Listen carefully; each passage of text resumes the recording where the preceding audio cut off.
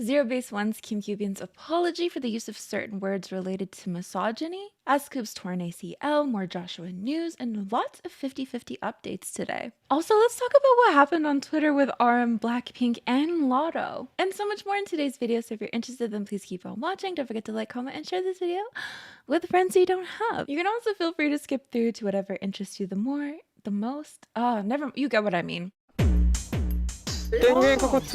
So we have Zerobaseone's Kim Gyu Vin in the apology. Oh my god. So we have Zerobaseone's Kim Gyu Vin in the news for his apology. He released an apology. What was the apology for? Let's take a look. So Zerobaseone's Kim Gyu Vin apologizes for his choice of words in recent posts. So these were a controversial choice of words while interacting with fans online. So he came under fire for using a number of slang expressions that could be perceived as derogatory to women or linked to misogynistic online communities. So from what I've read, people in these online communities use those words. So if other people use those words, people might think it's a telltale sign that you're lurking on these online communities or you're participating in these problematic online communities. Now, of course, not all the time. Some of these words make their way into, everybody's slang, but some of these words have been I literally can't think of the word. I'm like dissected, crucified. No, we'll get into the words later. But he shared an official apology in which he clarified that he did not know the exact meaning or origin of the expressions in question.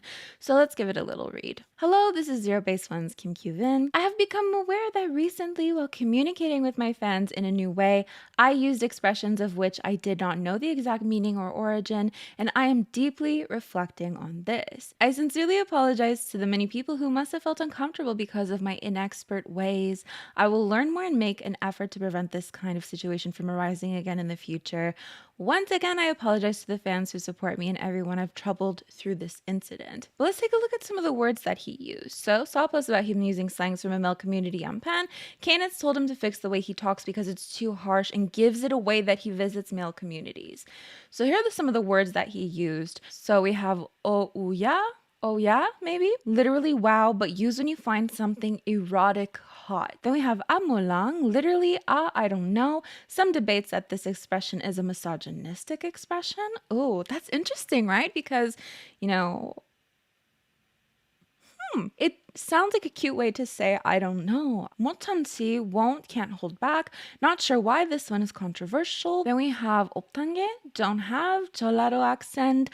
Not sure why this one is controversial as well. So it's really the first one that I've seen a lot of people being like, I'm really side-eyeing the use of that one in particular, even though it can be used in more innocent contexts. Here's the response to his apology from K-netizens, however. He acknowledged it in a timely manner and apologized. This is a way better way to treat the incident. Honestly, I don't think that he had to write anything, but let's do well in the future. He acknowledged his mistake and is reflecting. This is the most important thing. Of course, anyone is bound to make mistakes in their lives, and there will be opportunities for him to make up for it. He didn't let it just bury down, and he acknowledged his fault and apologized. I hope he won't do it in the future. It's nice that he rectified before it blew even bigger. I hope that he sues everyone who went over the limit with hating on him. He wrote a good apology. That's right, as long as he apologized, I'll support you, Kim Gyu Vin. Let's be more careful, rest well. He spent hours writing to fans, and even the fans didn't think much of it. He left way more comments of sincerity than comments like these. Let's do better in the future. So it seems people are quite understanding. Now, the comments on this post, as a Korean, it's true that oya derivative and is used widely as a reaction by men to erotic things. However, it's used for non-erotic things like food, etc., just as common as wow reaction. I understand raising an eyebrow, but he just seems like he's typing like a typical schoolboy would do with friends. Apologizing swiftly is the best thing to do. So it seems he was doing this as a response to food. So if we go to this post, it shows him using all of the words in question, right? So here they're asking him about a strawberry latte, with him responding, the wow, oh yeah. That's how I read it anyways, oh yeah. Oh yeah. So that's the situation. Next up, we have 17's S.Coups in the news because he tore his ACL. So we just had S.Coups who was announcing that he's going to be coming back from hiatus.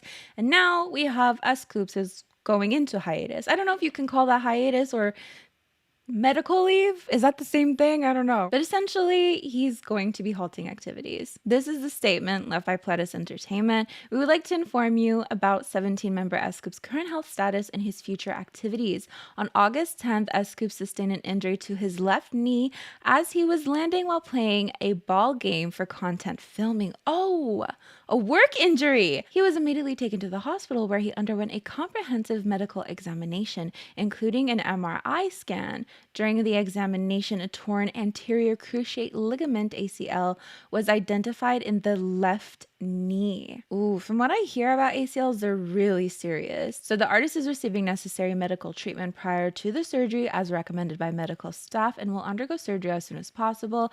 We will provide updates on the progression of his treatment and rehabilitation schedule at a later time. So of course the company goes on to say that S.Coups will not be able to participate in the majority of the scheduled activities, and they deeply apologize for any distress that this may have caused or any worry this may have caused. The artist is highly determined to attend all of the group's scheduled activities. However, his participation will be adjusted depending on the circumstances, placing his recovery as a top priority as per recommendation of medical staff. Of course, they say they will do their best to aid in his recovery so he can return in good health to his fans as quickly as possible.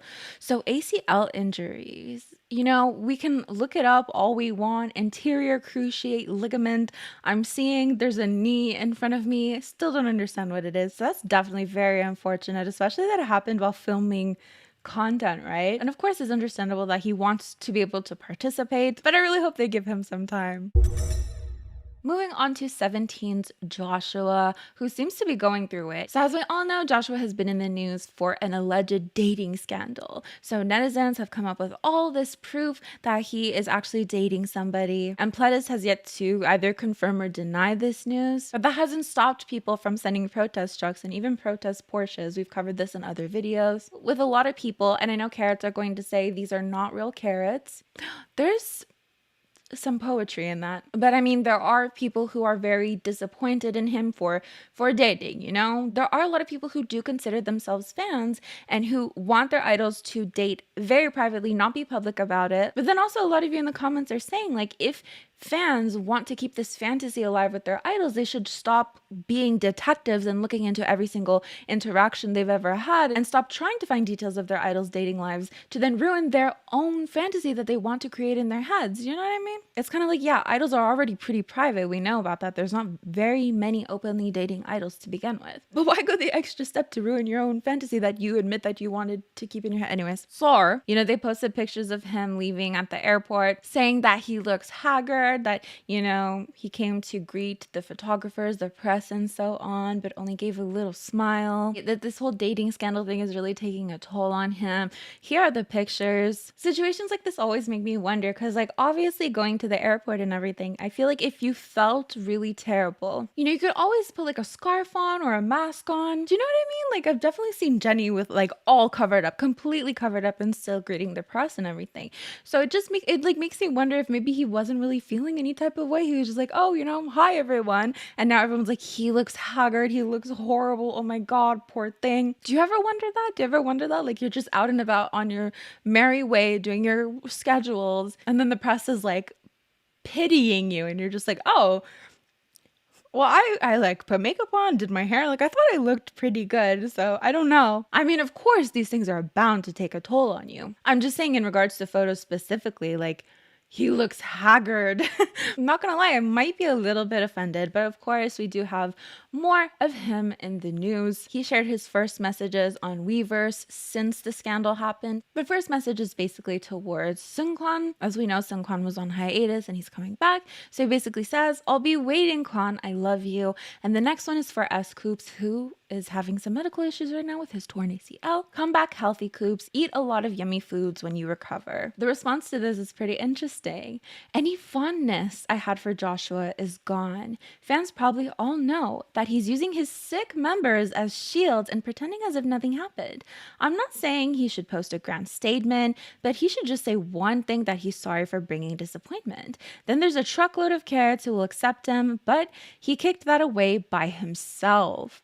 To be honest, he cannot log on. The members commented on the post about Seungkwan and S.Coups getting into an accident. If he returned, he should respond to controversy.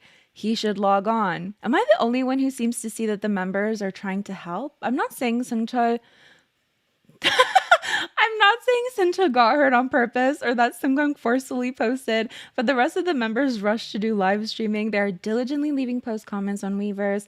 I can see that the other members are trying to settle Carrot's sentiments, so it's a bit annoying. That's so funny to me. Like, I'm not saying S.Coups got hurt on purpose, but I am saying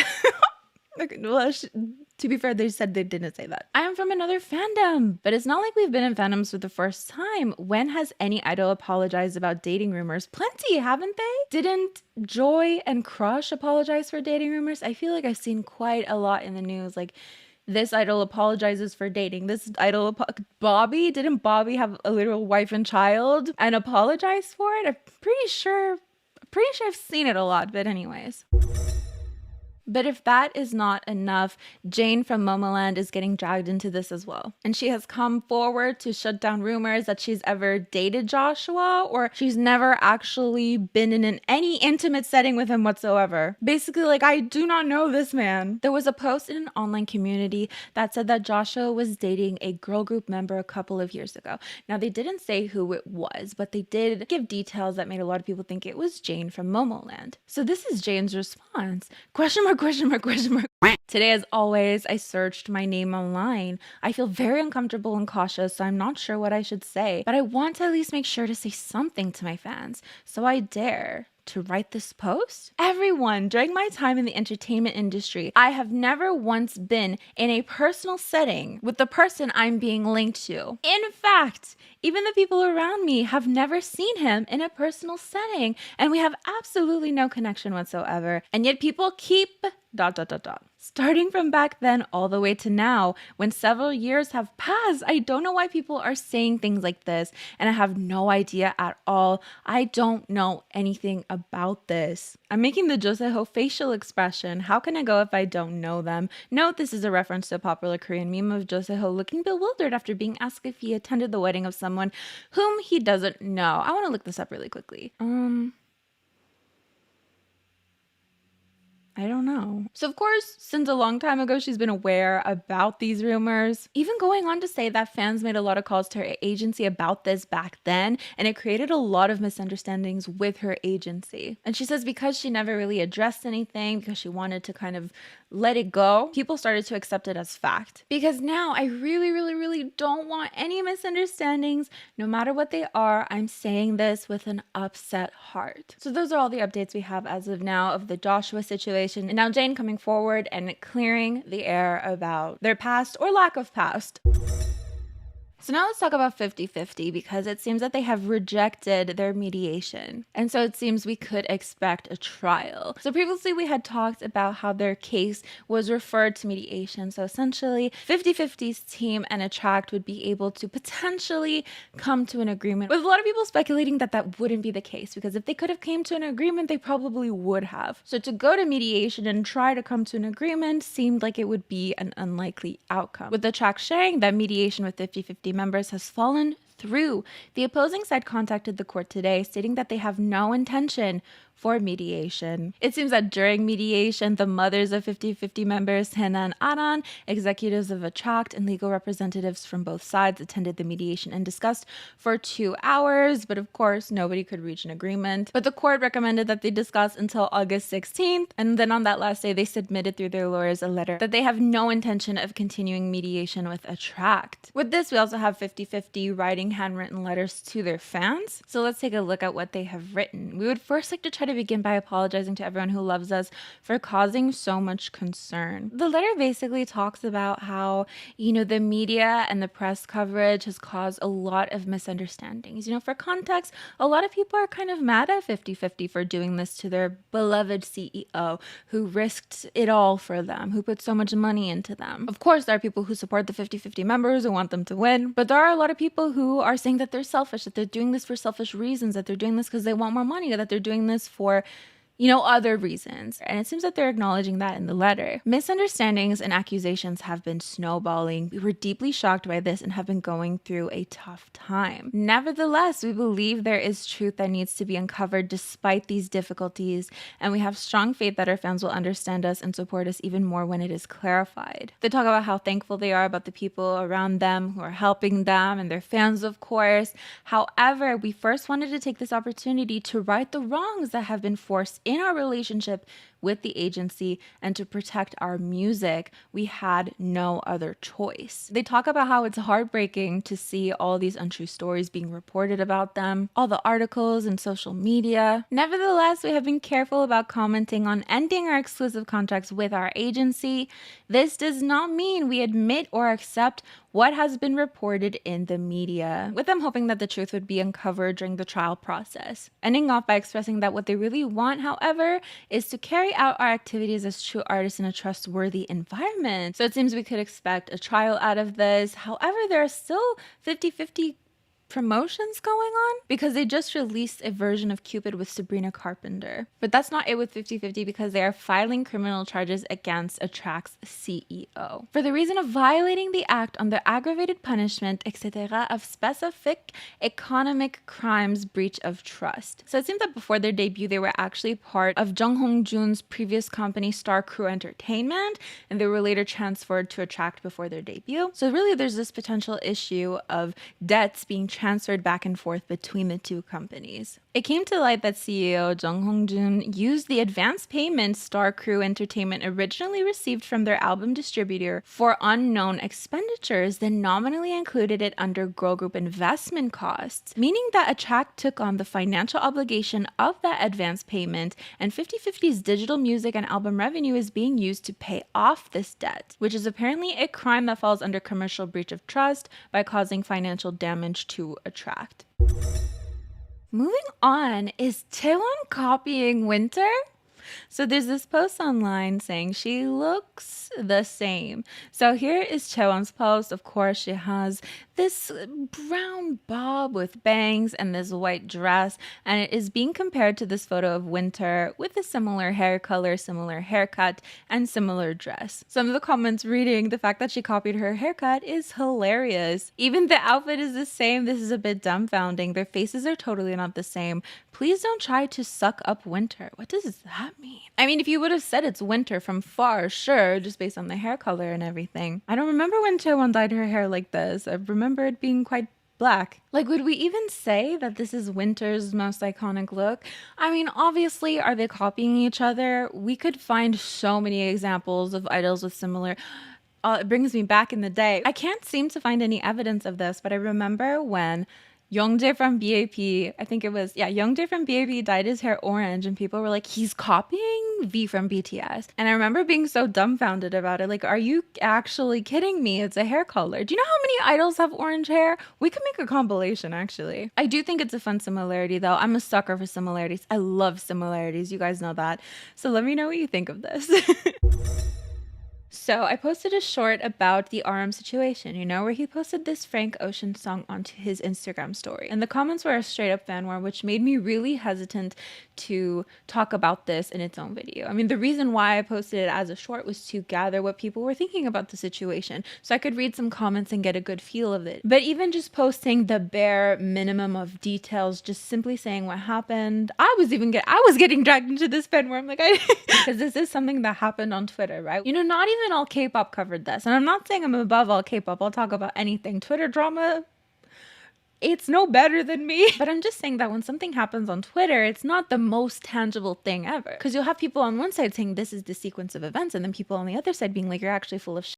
So I'm going to tell you what happened based off of what everybody is saying. We're going to look at everyone's point of view. I'm a neutral party in this, and I don't want to be dragged into this fan war. I am nor Blink, nor ARMY, nor Latto stan. It's just difficult to talk about like the two biggest fandoms, not two of the biggest fandoms the two biggest fandoms in K-pop and expect a conversation with nuance, to even expect a discussion point blank, because it does very oftentimes end up in a straight up fan war. So if this ends up getting cut out of the video, you understand why, right? The basis of the situation is that BTS's RM posted this Frank Ocean song to his Instagram story. Now this song is called Bad Religion. Now some people have called the song Islamophobic for its lyrics. So if we look into the lyrics, actually, basically he's talking to a taxi driver and asking the taxi driver to be his shrink. Taxi driver, be my shrink for the hour, leave the meter running, it's rush hour, so take the streets if you wanna, just outrun the demons, could you? So within the chorus, the taxi driver says basically in Arabic, God is the greatest. And Frank Ocean's response to this is, don't curse me. This is a part I've seen highlighted that people took offense to, him basically misinterpreting this Arabic phrase as a curse. But there are also people who interpret this as,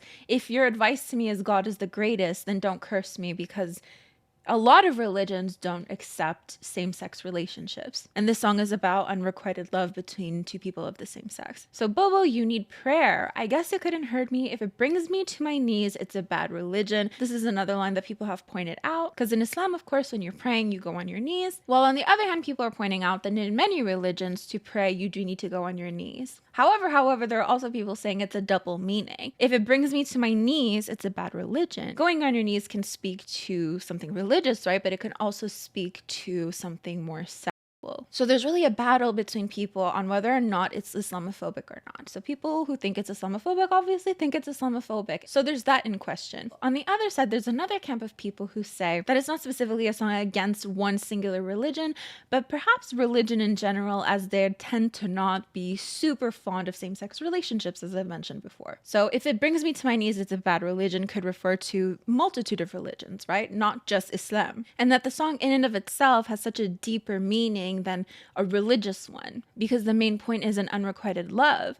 I can never make him love me, which could refer to a physical lover, or perhaps a god in a religion that looks down on this relationship. So there are many different interpretations to this song, but the one that trended is that it's Islamophobic, and people wanted RM to apologize for posting this song. Now, how did BLACKPINK and Latto get brought into this? Well, some people will say that BLACKPINK got brought into it because armies hate Blinks, Blinks hate armies. When one group goes down, they just have to bring another one with them. However, the other group of people are saying that Blinks are being really terrible to RM, and thusly they started digging up BLACKPINK's past and finding problematic things that they also should apologize for if they think that RM should apologize as well. So for example, Jisoo also posted Frank Ocean's song Bad Religion to her Instagram story, saying Frank Ocean legendary. This caused even more of a stir because Blinks are saying, well, actually she's not fluent in English, so how would she even know? Whereas RM is fluent in English, so he should know. However, people are also pointing out that Frank Ocean at the performance that Jisoo was at changed the lyrics to the song. He said, God is the greatest. I told him, don't doubt me. This just kept on snowballing to where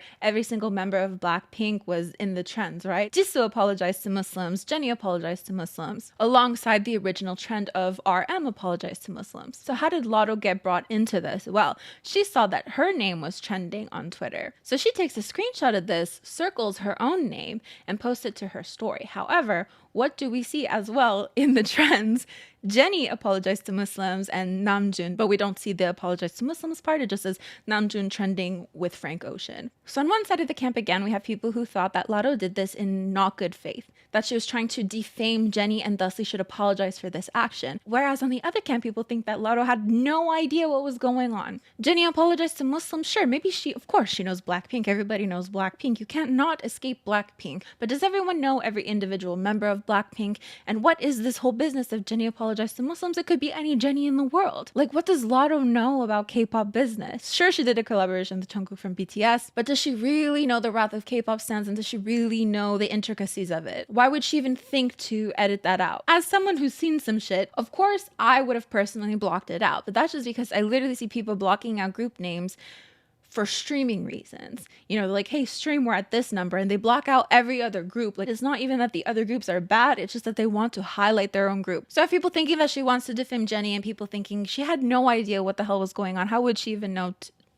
So that's basically the situation in a nutshell. Now we can read some comments if you want, because this whole situation has brought up the discussion of whether or not K-pop fans have any media literacy. I've seen TikToks about it, I've seen comments about it. But then you also have people pushing back against that, saying, you know, religion is religion. So my reason in posting that short was to get people's comments, to see how people feel about it. It ended up turning into a fan war, and I am sorry about that. I really should have known, but at the same time, there are other instances where I've posted things and it didn't turn into a fan war. It's really hard to gauge it's really hard to gauge. You know, someone could do something and it really depends on what gains traction. You cannot predict these things super easily. Sometimes you can, sometimes you can't. But I digress. Let's take a look at some of the top comments. I feel so smart when I log onto K-pop Twitter. Another day of K-pop stans being jobless. RM is not Islamophobic. Leave BLACKPINK and Latto alone. K-pop stans are so immature, it's embarrassing. And for those wondering how BP got brought up, Blinks inserted themselves and started spreading that he was Islamophobic, only for Jisoo to have posted the same song on IG. And it is the same thing regardless of Frank removing the lyrics, because Jun posted a song which promotes people to go listen to the original version,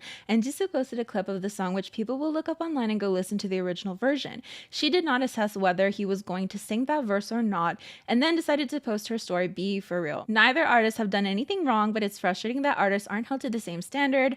10 from NCT and G-Dragon have also shared the original song and faced no backlash. ARMYs can't accept that RM did something problematic, so they brought BLACKPINK into it. All I'm going to say is that the song is way more complicated than what people are putting it out to be. Maybe these children don't understand, but Bad Religion is an incredible and nuanced song about the relationship between religion, atheism, sexuality, and self-hatred.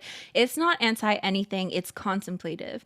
Please stop causing drama because of your lack of comprehension skills. Western artists are no longer going to do collabs with K-pop idols due to their fans' behavior. This whole debacle just proves K-pop stans lack media/music literacy. Honestly, that was me being generous. They actually have zero knowledge on media/music literacy, like none, zip, nada. Mind-boggling, honestly. This is what happens when you let K-pop stans who just only listen to K-pop and who didn't pass 3rd grade reading comprehension have a voice on social media. So as usual, please let me know what you think of this whole situation, and hopefully a nuanced matter. So that is basically it for today's video. Thank you so much for joining me. Don't forget to leave down in the comments below what you think of everything we talked about today. As for me, I'm going to get going. First, shout out to my patrons for supporting this channel on a monthly basis. It means the world to me. Thank you so much. And I will see you guys next time. Bye!